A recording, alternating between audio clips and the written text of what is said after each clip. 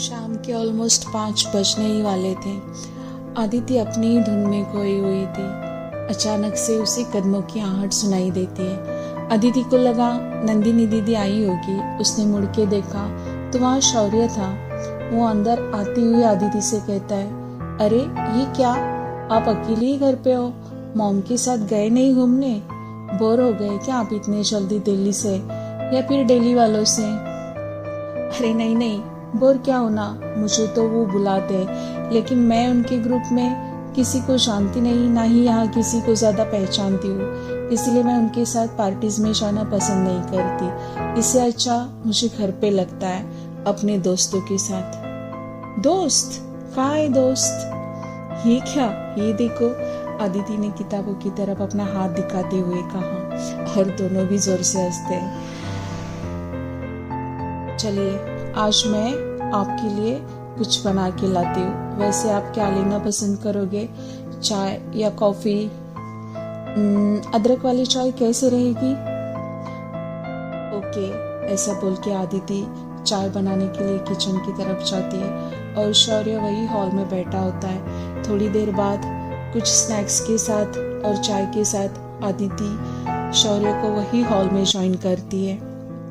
आहा हा, क्या चाय बनी है, सच में मजा आ गया। अरे चाय में क्या अच्छा होगा, चाय तो चाय जैसे ही होती है, आदिति कहती है। नहीं नहीं, सच में बहुत अच्छी चाय बनी है, बहुत दिन के बाद ऐसी चाय पी रहा हूँ, सच में मजा आ गया। मेरे मामा जी बहुत लकी है, ऐसी चाय उन्हें रोज जो पीने मिलती होगी। हाँ मिस्टर शौर्य, उन्हें तो चाय ही पसंद नहीं है। दिन ये उनका बैड लक है, शायद उनके नसीब में ही नहीं है आपके हाथ की चाय। और फिर से दोनों जोर से हंसने लगते हैं। यहाँ आने के बाद आज पहली बार आपको इतना हंसता हुआ देख रहा हो, नहीं तो आप हमेशा सीरियस मोड में ही रहते हो। मैं तो डर ही गया था कि आपसे बात भी करनी चाहिए या नहीं, पता नहीं आप शायद गुस्सा हो जाओ। अरे ऐसा नहीं, एक्चुअली ये जगह नई, शहर नया, लोग नए, मैं इसके पहले ऐसे ज़्यादा किसी के दिन घर पे रही नहीं हूँ, इसलिए थोड़ा शांत रहना ही ज़रूरी समझा।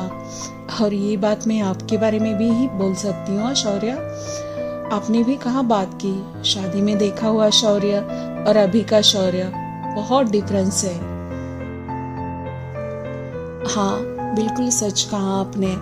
एक्चुअली वहाँ से आने के बाद, आप दोनों को कश्मीर रवाना करने के बाद हम लोग भी यहाँ चले आए, और फिर उसके बाद मैंने एक अपना नया प्रोजेक्ट स्टार्ट किया था, और इसमें इतना मैं बिजी रहता हूँ कि किसी के साथ ज़्यादा बात करने का टाइम नहीं मिलता है। आप भी तो देख रहे हो मैं कितना बिजी रहता हूँ। हाँ वो तो मैंने देखा, आदिति कहती है। अच्छा ये सब जाने दीजिए मामी जी, ये सबसे पहले आप मुझे ये बताइए कि आपको आपका ससुराल कैसा लगा, आपका हनीमून कैसे रहा, मेरी नानी नानू और स्पेशली मामा जी वो कैसे लगे आपको, वो सब आपका ख्याल अच्छे से रखते हैं ना? हाँ हाँ बिल्कुल, वो सब मेरा अच्छे से ख्याल रखते हैं। आपके नाना जी और नानी जी दोनों भी बहुत अच्छे हैं, और आपके मामा जी के तो क्या ही कहने, वो भी मेरा बहुत अच्छा ख्याल रखते हैं। आदिति चाय के कप ट्रे में रखते हुए बोलती है, और वो दोनों वहीं पे बातें करते रहते हैं। और फिर नंदिनी दीदी आती है। नंदिनी दीदी आने के बाद आदिति और वो दोनों भी डिनर की तैयारी करने के लिए किचन में चले जाते हैं। उस रात आदिति को देर रात तक नींद नहीं आई, वो काफी टाइम तक जागती रही। सुबह के 4 बज गए थे। उसने सोचा चलो अब क्या ही सोना, उठ के बाहर चलते हैं। बाहर देखा तो बहुत सर्दी थी। उसने सोचा एक कप फर्स्ट क्लास चाय ही बनाते हैं। वो किचन की तरफ जाती है, वहाँ जाके वो अपने लिए चाय बनाती है, और फिर बालकनी में जाकर वो आराम से चाय की चुस्कियाँ लेने लगती है। फिर बाद देखा तो शौर्य भी नीचे सीढ़ियाँ उतरते आ रहा था, और वो किचन की तरफ जा ही रहा था कि आदिति उसको आवाज देती है, शौर्य। वो पीछे मुड़ के देखता है, यहाँ आ जाओ, चाय तैयार है, मैं आपको बना के देती हूँ। वो आता है और उसको वहीं पे ज्वाइन करता है। वाह, आज पहली बार घर जैसा लग रहा है। नहीं तो डेली अपना आप उठो, किचन में जाओ, अपने लिए चाय बनाओ और अपने फिर से काम पे लगो। यही बेसिकली यहाँ पे होता रहता है। सब कुछ हमें खुद का खुद ही बनाना पड़ता है। लगता है आज आप पूरी रात सोई नहीं है ठीक से। हाँ, ठीक बोला आपने। आज पता नहीं क्यों नींद ही नहीं आई, तो सोचा चलो अब एक कप चाय ही हो जाए, इसीलिए मैं नीचे आई।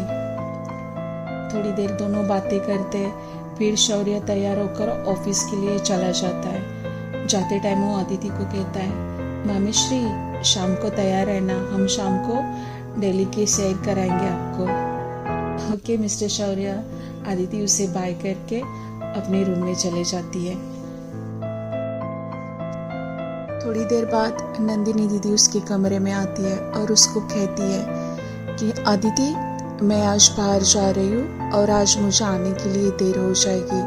अगर तुम्हें कहीं बाहर घूमने जाने का मन है तो मैं ड्राइवर दादा को बोलती हूँ, वो तुम्हें बाहर से घुमा कर लाएंगे।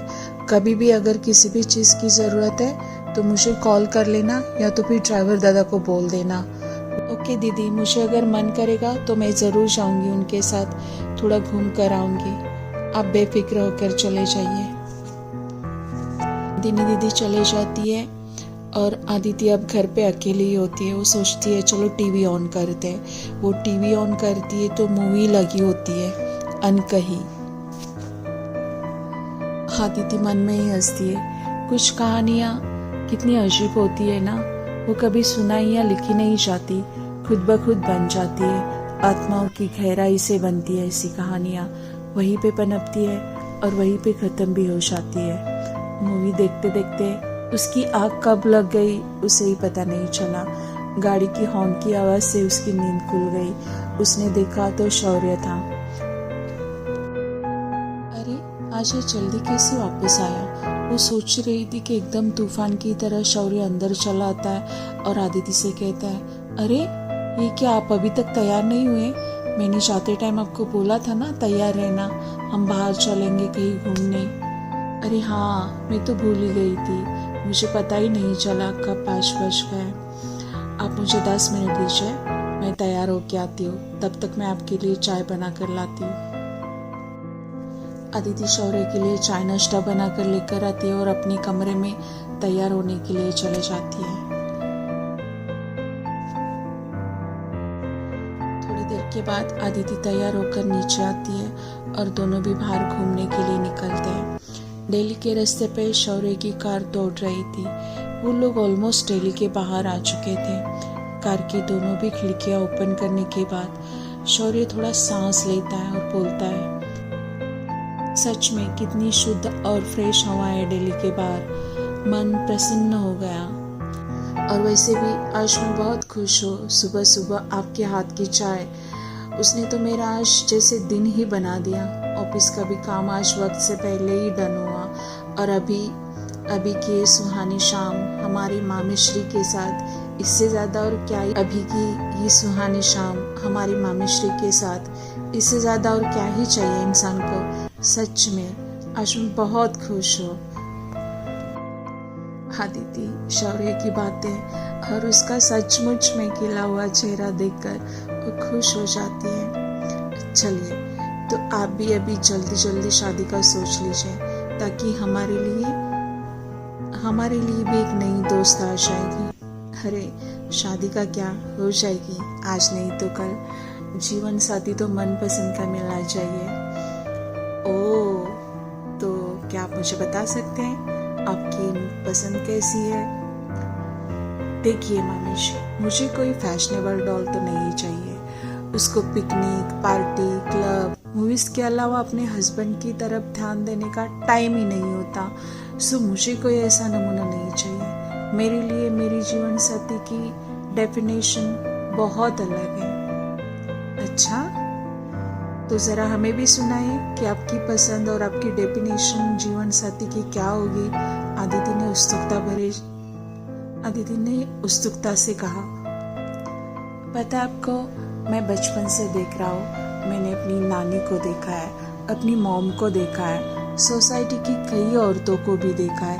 ये सब लोग सिर्फ अपना सुख देखते हैं, पैसा, स्टैंडर्ड, सोसाइटी और पावर। इसके अलावा इनकी कोई दुनिया नहीं है। घर पे लोग है या नहीं, इनके जीवन में इसका कोई मतलब नहीं है। सिर्फ और सिर्फ अपनी खुशी और सुख, इसके पीछे ही इनका सब कुछ होता है। इवन इनको अपना बच्चा या हस्बैंड दोनों की तरफ भी देखने का टाइम नहीं होता, चाहे परिवार छोटा हो या बड़ा।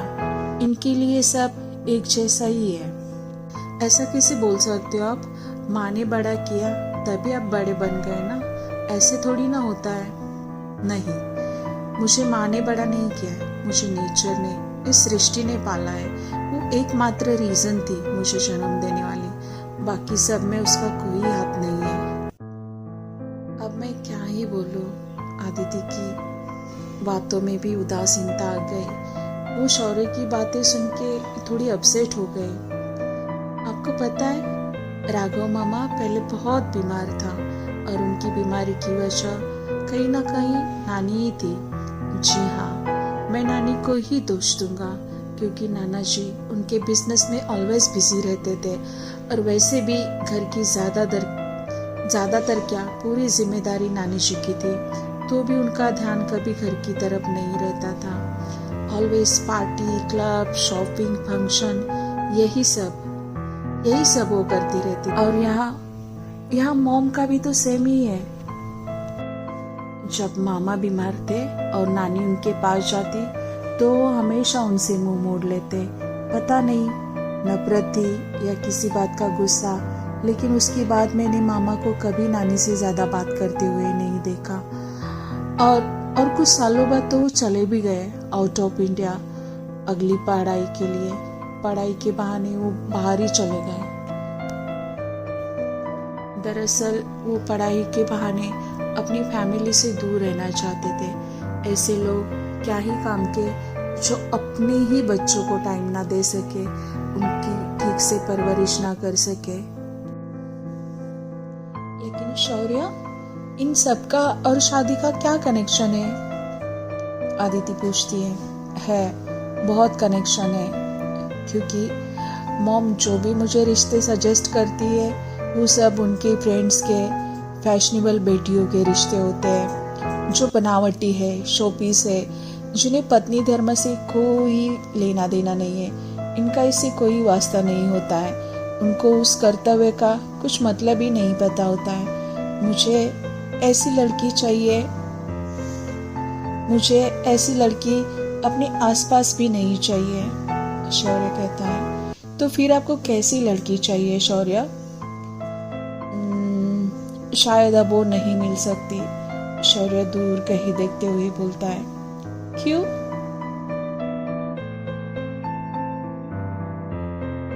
आदिति पूछती है। ईश्वर एक जैसे दो कलाकृति नहीं बना सकता। मतलब मैं समझी नहीं। क्या मतलब है इस बात का? आदिति पूछती है। मतलब ये कि मुझे आपकी जैसी हूबहू दूसरी प्रतिकृति थोड़ी ना मिल सकती है। ओह, आदिति के गाल लाल हो चुके थे और उसके हाथ भी कांपने लगे। खुद को संभालते हुए कहा, इस दुनिया में मुझसे भी सुंदर हजारों लड़कियां हैं। अगर आप ढूंढने निकलोगे तो जरूर मिलेगी। जरा अपने आसपास नजर डालो, जरूर कोई ना कोई होगी आपके लिए, आदिति बोलती है। और अगर मैं ढूंढना ही ना चाहूँ तो? लेकिन क्यों? क्योंकि वो इसीलिए आप जैसी खूबसूरत, शालीन, दयालु शायद ही कोई और हो सकती है। और ये मैं नहीं चाहता। इससे अच्छा मैं जहाँ हूँ ठीक हूँ। जो मिल रहा है अब तक मुझे जिंदगी से, उतने में मैं खुश हूँ। आगे भगवान की मर्जी। ये क्या बोल रहे हो आप शौर्य? आपको आपकी लाइफ में आगे बढ़ना चाहिए, जिंदगी खुल के जीनी चाहिए।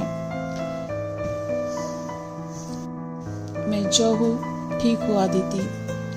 सॉरी मामी जी, आप रिश्ते में तो मेरी मामी हो, लेकिन दिल हमेशा आप ही को चुनेगा, शौर्य ने दूसरी तरफ नजर करते हुए बोला। पता है आपको, एक राज की बात बताना चाहूंगा मैं। मनाली ट्रिप में मैं और मामा दोनों आना चाहते थे, लेकिन कुछ काम की वजह से मेरा आना कैंसिल होता है और मामा जी अकेले चले जाते हैं। नहीं तो सच में हम दोनों में वहीं पे फाइट हो जाती है आपके लिए, और किसी मूवी की कहानी बनती हम तीनों के बीच। शौर्य जोर से हंसता है। आदिति शौर्य की बातें सुनकर स्तब्ध हो जाती है। सुन्न हो गई थी वो। शौर्य एग्जैक्टली क्या बोलना चाहता है वो भी समझ आ रहा था। दोनों भी चुपचाप बैठे थे। कुछ अजीब सी शांति हो चुकी थी वहाँ। समय बीतता जा रहा है। बोलती है, चले क्या, रात होने को है। अरे इतनी जल्दी? नहीं, थोड़ा रुकते हैं, अभी तो रात की खूबसूरती देखनी बाकी है। शौर्य ने ऊपर आसमान की तरफ उंगली दिखाते हुए कहा, काफी दिन हो गए, मैंने रात में चांदनियों की गिनती नहीं की है, और अगर आपको कुछ प्रॉब्लम नहीं है तो आज रात में वो करना चाहता हूँ। शौर्य में जैसे कोई छोटा बच्चा आया था, ऐसा उसका बिहेवियर देख के आदिति हंसने लगती है। अरे जनाब, मुझे ठंड लगने लगी है और दीदी भी हमारा वेट कर रही हो। चांदनी आप कभी किसी और रात में गिन लेना। अरे ये क्या, आप शॉल भी नहीं लाए?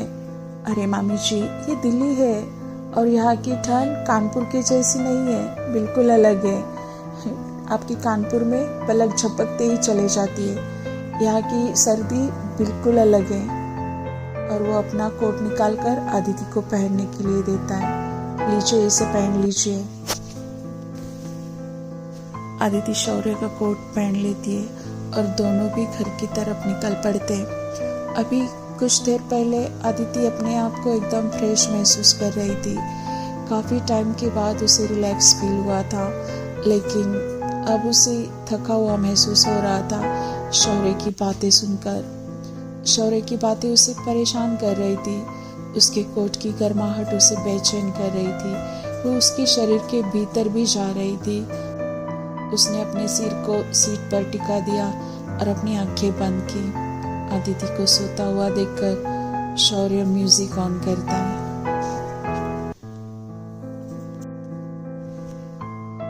इतनी सी छोटी सी होती है एक चिंगारी, इतनी सी छोटी सी होती है एक चिंगारी, जल जाती है छुप जाती है जिसमें दुनिया सारी। चांदनी रातों में एक दीपक होता है एक बाती होती है। कभी दोनों चलते हैं, कभी दोनों बुझते हैं। प्रेम कहानी में एक लड़का होता है, एक लड़की होती है। कभी दोनों हंसते हैं, कभी दोनों रोते हैं। को सॉन्ग सुनाई दे रहा था, लेकिन मतलब उसके समझ में नहीं आ रहा था, या शायद वो समझना ही नहीं चाहती थी।